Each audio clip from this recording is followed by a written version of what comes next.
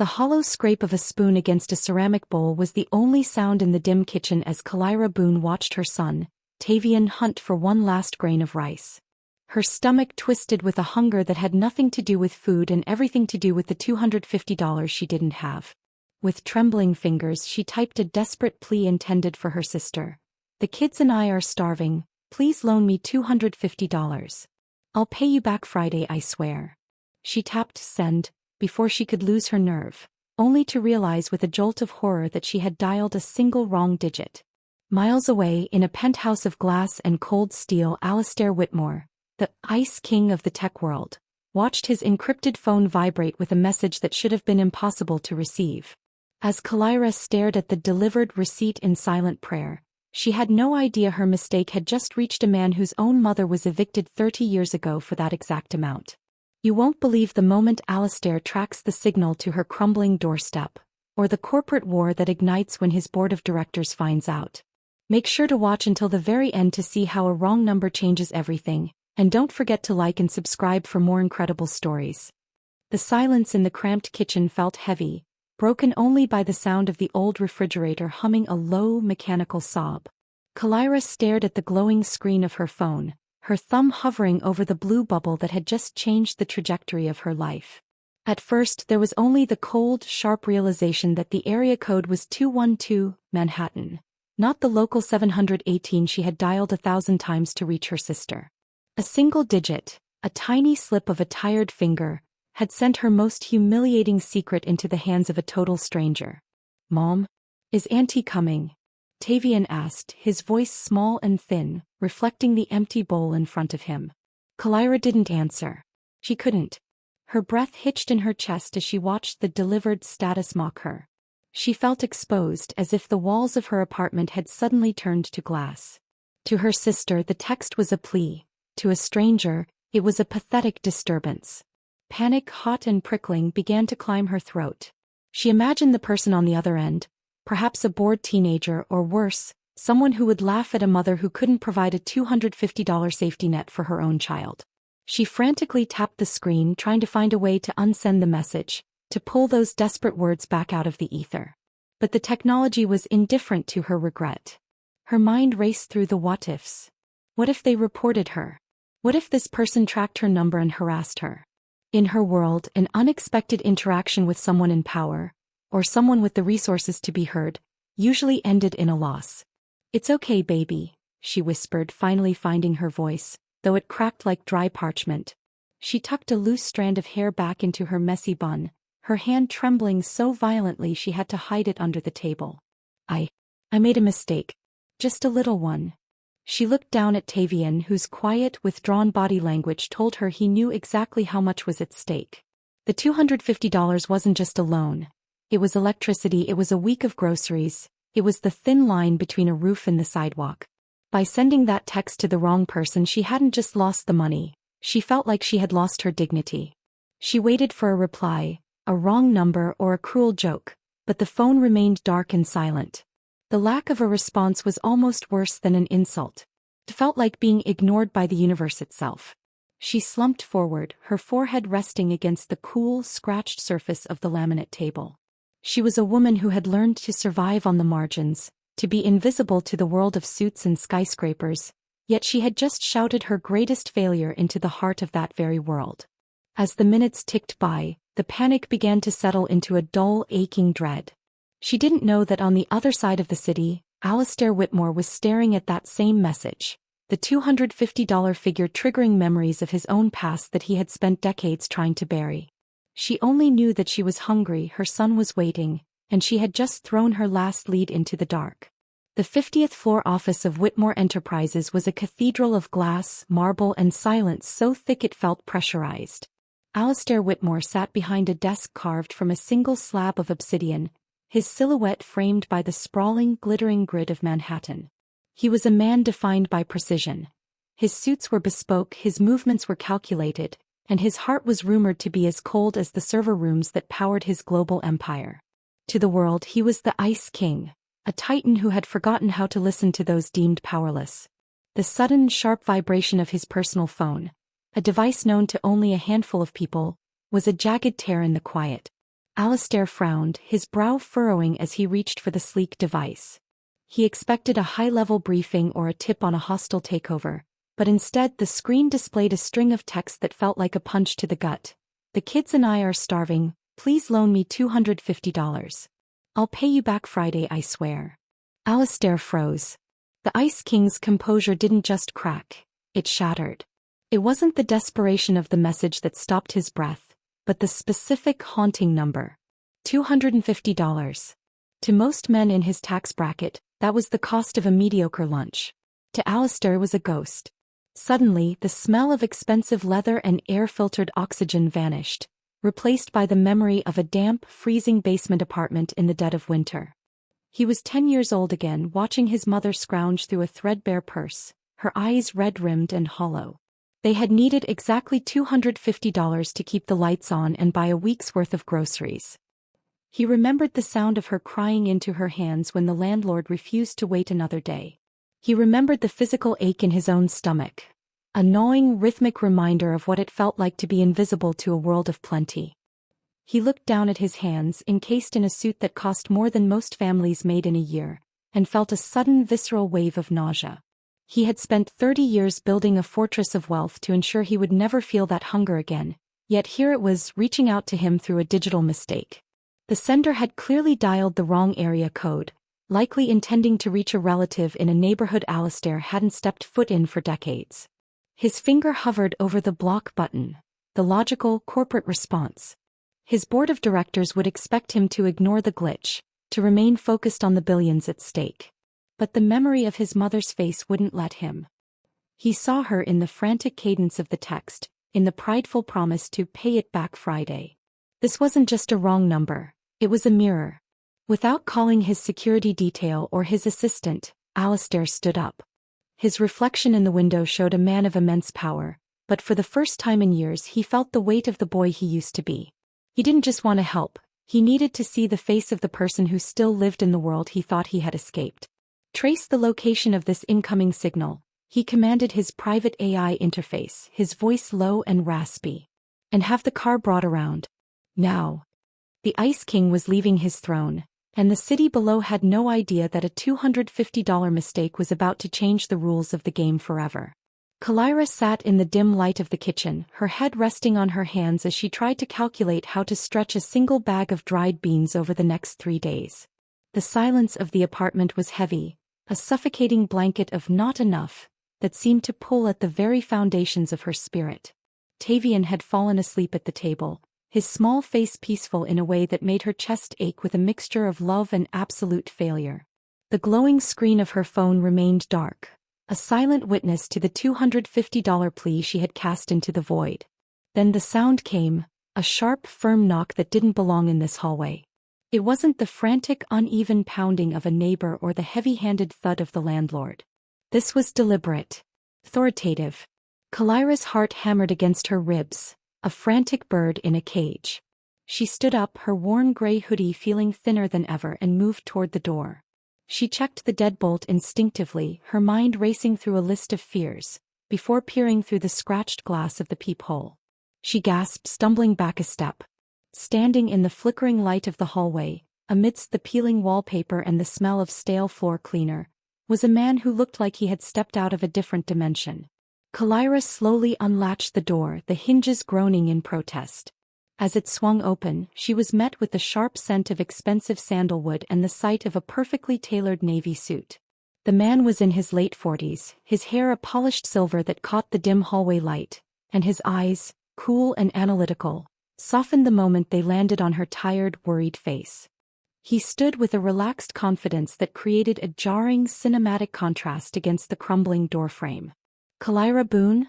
His voice was deep, carrying the weight of someone used to being heard. "Who are you?" she whispered, her hand moving to cover her mouth in a gesture of pure shock. "How do you know my name?" The man didn't answer immediately. Instead, he reached into his breast pocket and pulled out an envelope, along with a thick stack of $100 bills. He held them out with a steady hand. "I received a message earlier today. Someone was in trouble and they mentioned a very specific number. $250. Kalira's knees felt weak. The stranger wasn't just some passerby, He was the wrong number. But looking at the quality of his watch and the fit of his shirt, she realized he wasn't just a stranger, he was a titan. You came here? For a text message. My name is Alistair Whitmore, he said, and the name hummed with a power she had only ever read about in news headlines. And 30 years ago I was the boy sitting at that table waiting for a miracle. Today I decided to be the one who delivers it. Tavian stirred behind her, blinking at the bright, polished figure in their doorway. Alistair's gaze drifted to the child and the empty bowl on the table, and for a fleeting second the Ice King vanished. In his place was a man haunted by his own reflection in their poverty. He stepped forward, offering the envelope not as a handout, but as a debt being repaid to a past he could finally face. Kalira reached out, her fingers brushing the crisp paper, her mind reeling at the impossibility of the moment. The desperation that had prompted her mistake had just brought the most powerful man in the city to her kitchen floor. Kalira's fingers trembled as they closed around the envelope. The weight of it was impossible, not just the physical mass of the cash, but the sudden violent shift in her reality. 4 months she had lived in a world where every penny was a battle, and now, a man whose watch cost more than her apartment building was standing in her kitchen like a guardian angel in a navy suit. She looked from the money to Alistair's face, her eyes searching for the catch, the fine print, or the cruel joke that surely had to follow. I can't take this much, she whispered, her voice cracking as she realized the stack was far more than the $250 she had begged for. Consider it an investment in a debt I owe to the past, Alistair replied, his voice steady but carrying a hint of an old, familiar pain. He stepped further into the room, his polished shoes clicking against the cracked linoleum. He didn't look at the peeling wallpaper with disgust. Instead, his gaze was fixed on Tavian, who was watching him with wide, silent eyes. Alistair walked to the table and looked down at the near-empty bowl of rice. In that moment, the Ice King wasn't calculating profit margins or market shares. He was seeing the systemic rot that kept people like Kalira trapped. He saw the talent in her eyes, the same spark he had possessed before he'd clawed his way out of the gutter, and the crushing weight of a society that didn't provide a ladder, only a ceiling. The $250 was a miracle for her tonight, but Alistair knew it was a drop of water in a desert. By next month the landlord would be back, the lights would flicker again and the hunger would return. You're an honors student, aren't you? Alistair asked suddenly, spotting a tattered business textbook tucked into a shelf of mismatched canned goods. Kalira blinked, taken aback. I was. Before life happened. I had to drop out to take care of Tavian and my mom when she got sick. Alistair nodded slowly, a dark realization settling over him. This wasn't just about a hungry child. It was about wasted potential. The system was designed to keep her exactly where she was, regardless of her brilliance. He realized that giving her cash was a temporary fix for a permanent problem. As a CEO, he dealt in long-term solutions, and as a man who had once been Tavian, he felt a sudden, fierce urge to dismantle the barriers he had spent his life ignoring from his high-rise tower. The money will feed you for a month, Alistair said, his tone shifting back to the authoritative hum of a leader. But it won't change the fact that you're invisible to people like me. I didn't just come here to give you a loan, Kalira. I came here because I realized I've been blind. Outside, the sound of a camera shutter clicked, a muffled noise lost in the city's roar. A private investigator, hired by Alistair's disgruntled board members to find any sign of weakness, crouched in the shadows of the hallway. The photo he captured wasn't of a CEO doing business. It was a billionaire in a tenement kitchen, looking at a poor single mother with something that looked dangerously like empathy. Alistair didn't know it yet, but his miracle had just provided his enemies with the ammunition they needed to start a war. The morning sun filtered through the grime of Kalira's window, casting a golden light over a kitchen table that finally held more than just hope. For the first time in months, Tavian was eating a full breakfast, his small face lit with a rare, quiet joy. But the peace was shattered by a frantic buzzing from Kalira's phone. It wasn't a text from Alistair or her sister. It was a notification from a local news app that made her blood run cold. There, splashed across the digital front page, was a grainy but unmistakable image taken through her open doorway the night before. The caption read, "The Ice King melts. Tech titan Alistair Whitmore found in dilapidated tenement with mystery woman. A neighbor seeking a quick payday from the tabloids." had captured the exact moment Alistair had handed her the stack of cash. In the photo, Kalira looked small and desperate, and Alistair looked like a man who had lost his legendary corporate composure. By noon, the viral snapshot had evolved from a local curiosity into a global firestorm. Social media was a battlefield of opinions. Some praised Alistair for his secret charity, but the narrative quickly shifted as Wall Street weighed in. The stock price of Whitmore Enterprises began to stutter, dropping several points as analysts questioned why a man who controlled billions was spending his nights in the city's poorest district. The Ice King was known for his methodical and patient approach to business, and this sudden emotional display was being framed as a sign of mental instability or a hidden scandal. Inside the glass-walled boardroom of Whitmore Enterprises, the air was thick with predatory intent. Julian Vane, the COO who had long waited for Alistair to stumble, paced the length of the obsidian table, showing the image to the other board members. He painted the encounter not as an act of kindness, but as a security breach and a liability. To men who measured worth in profit margins, Alistair's reliance on his heart was seen as a flaw or weakness. They were already whispering about a hostile takeover or a cleaning house. Back in the apartment, Kalira watched the news in horror, the $250 miracle now feeling like a curse. She realized that by trying to save her, Alistair had put himself in the crosshairs of a world that didn't tolerate wisdom from the streets or the powerless. The stakes were no longer just her rent. If she didn't find a way to help him, he would lose his entire legacy to the vipers in his own inner circle. She looked at Tavian, then at her old business textbook, a new, fierce determination replacing her panic. The hunt was beginning, and the Ice King was about to find out that his unlikely ally was far more capable than his board of directors could ever imagine. The air inside the executive boardroom of Whitmore Enterprises was colder than the winter wind whipping against the floor-to-ceiling windows. Alistair sat at the head of the obsidian table, his expression unreadable, but his pulse quickened as he looked at the faces of his board members. Julian Vane, the COO, stood at the front of the room, a digital display behind him looping the grainy image of Alistair in Kalira's kitchen. This was the cleaning house Alistair had always feared. The moment his inner circle smelled blood in the water. "We are a billion-dollar entity, Alistair," Julian began, his voice dripping with a calculated faux concern that masked his predatory intent. "The market responds to stability, to logic, and to the methodical nature that built this empire. But this, handing out stacks of cash in a tenement to a woman who reached you through a wrong number text? It's not just an emotional lapse, it's a liability." The board members whispered among themselves, their eyes darting to Alistair as if he were a specimen under a microscope. They saw his reliance on empathy as a flaw or weakness, a crack in the Ice King's armor that threatened their profit margins. Julian leaned in, his hands pressing against the table.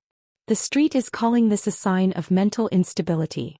They're saying you've lost your edge, that you're no longer the cold, untouchable leader we need. By the end of the day, we will be moving to oust you as CEO to protect our entire legacy from further damage." Alistair felt a freight train of realizations hitting him. This wasn't just about a photo. It was a coordinated hostile takeover, orchestrated from within. Julian had been waiting for a ghost from Alistair's past to appear, a moment where the Ice King would finally listen to the powerless, just so he could use that humanity against him. The stakes were no longer just a reputation. If Alistair failed to fight back, he would lose the organization he had built to keep his own demons at bay. Miles away, Kalira watched the live ticker of the company's stock plummeting on her phone. She felt the weight of the inciting incident, her own desperate message, now threatening to destroy the only man who had seen her as a human being rather than a statistic. But as she looked at the traitorous faces on the news, her fear began to transform into something sharper. She knew the language of these vipers. She had studied it before the world forced her into the shadows. Alistair stood up, his height and presence still commanding the room despite the circle of traitors surrounding him. "You think empathy is a weakness," he said, his voice a low, dangerous rumble. "But you've forgotten that the most methodical move a leader can make is to remember where he came from." The battle for the Empire had officially begun, and Alistair was about to find out that his unlikely ally, in a gray hoodie, was already preparing to go on the offensive. The chaos of the city seemed to hum at a lower frequency inside the small apartment. But for Alistair, the air was thick with the scent of an impending tactical thriller. He sat at the small laminate table, his navy suit jacket draped over the back of a mismatched chair as he watched Kalira.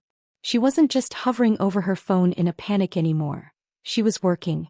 Scattered across the table were printouts of Whitmore Enterprises' recent quarterly filings, documents she had somehow managed to access and analyze within hours of the viral snapshot hitting the news. "Julian Vane is moving too fast," Kalira said, her voice steady and devoid of the self-doubt that had previously acted as her flaw. She pointed to a specific line in a subsidiary's ledger. "He's been dismantling your operation from the shadows for months, Alistair. Look at these shell company transfers. He wasn't waiting for you to make a mistake. He was already cleaning house." Alistair leaned in, his eyes narrowing as he followed her finger. He had spent decades surrounded by the brightest minds in the world, yet it was this unlikely ally in a worn gray hoodie who was seeing the massive conspiracy he had missed.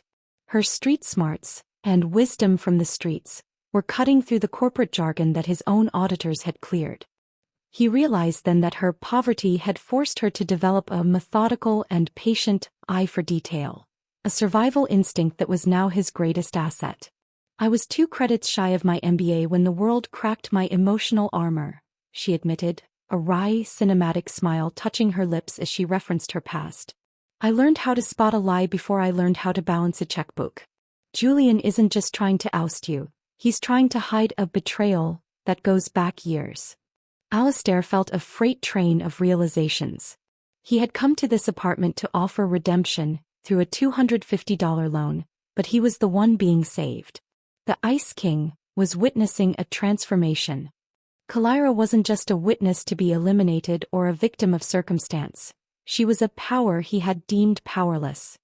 "You found the leak in my inner circle," Alistair said, his voice a low rumble of newfound respect.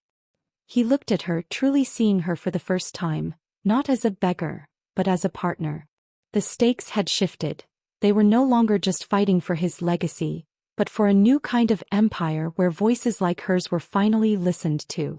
The heavy oak doors of the executive boardroom swung open, and the cleaning house was suddenly interrupted by a presence that didn't belong in a world of cold, untouchable power. Kalira Boone walked in, her worn gray hoodie replaced by a sharp, borrowed blazer, her eyes no longer reflecting the self-doubt of a woman surviving on the margins. Behind her, Alistair Whitmore followed, his relaxed and confident posture returning as he watched the circle of traders freeze in their seats. Julian Vane stood at the head of the obsidian table, his face a mask of methodical arrogance. "Alistair, this is a closed session. You can't bring a witness in here," he sneered, his gaze sweeping over Kalira with the dismissal of a man who had forgotten how to listen to those deemed powerless. The air in the room was tense, cinematic and gritty, vibrating with the silent energy of a tactical thriller. Kalira didn't wait for permission to speak. She stepped toward the digital display, her movements precise as she bypassed the security protocols that had served as Alistair's emotional armor. "You were right about one thing, Julian," she said, her voice a freight train of clarity that silenced the room. "The market responds to logic. And the logic behind these offshore transfers to Pier 17 is undeniable." She dropped a stack of documents onto the table, the keys to their downfall that she had unraveled using the wisdom from the streets and her hidden business acumen. The massive conspiracy was laid bare. Julian hadn't just been planning an ouster. He had been dismantling Alistair's organization from the shadows to cover a multi-million-dollar embezzlement scheme. The board members who had moments ago seen Kalira as a liability now stared at her with shocked realization as she exposed the internal traitor. The climax of tension peaked as Julian's face paled, his empire of lies crumbling under the scrutiny of a woman he had deemed invisible. Alistair looked at the men who had tried to ousted him for unstable behavior, and felt a shift in his cold nature. The stakes had been high, his life's work and his entire legacy, but the outcome was now certain. Kalira stood tall, no longer the shivering girl from the wrong number text, but a power that had cracked the emotional armor of the city's elite. She had walked into the hunt as an unlikely ally, and emerged as the wisdom that saved a kingdom. The dust of the boardroom battle settled, leaving behind a silence that was no longer cold and hollow, but heavy with the weight of a new beginning. Alastair Whitmore stood at the window of his penthouse, looking out over the city he had once conquered through fear and reliance on power. But the Ice King was gone, his cold nature permanently shifted toward a possible path of redemption. Beside him, Kalira Boone watched the same horizon, her reflection in the glass no longer that of a shivering victim of circumstance, but of a woman who had cracked the emotional armor of an empire. The outcome of the scandal hadn't been a retreat into the shadows. Instead, Alastair had used the momentum of the viral snapshot to pivot Whitmore Enterprises toward a mission of social impact. He realized that his entire legacy wasn't found in his bank balance, but in the voices he had previously deemed powerless. Together they had drafted a plan to dismantle the systemic barriers they had both faced, Alastair as a boy and Kalira as a mother. They were no longer just a boss and a beggar from a chance encounter. They were architects of a new empire. Kalira was appointed as the head of the newly formed Whitmore Foundation, a role that allowed her to use her wisdom from the streets and her sharp business mind to find other unlikely allies hidden in the city's margins. Tavian now attended a school where his potential was nurtured rather than ignored, his withdrawn body language replaced by the confidence of a child who knew his next meal was guaranteed. The wrong number had become a lifeline, and the mistake had become a miracle that reached far beyond a $250 loan. As they looked down at the grid of lights below, Alastair turned to Kalira. He saw the hope for redemption in her eyes and felt it in his own heart. They had survived the hunt and exposed the traitors, but their true work was just beginning. The city was still full of people waiting for a screaming warning to change their lives, and this time Alastair and Kalira were ready to listen. The Ice King had finally melted, and in his place stood a man who knew that true power came from the courage to trust.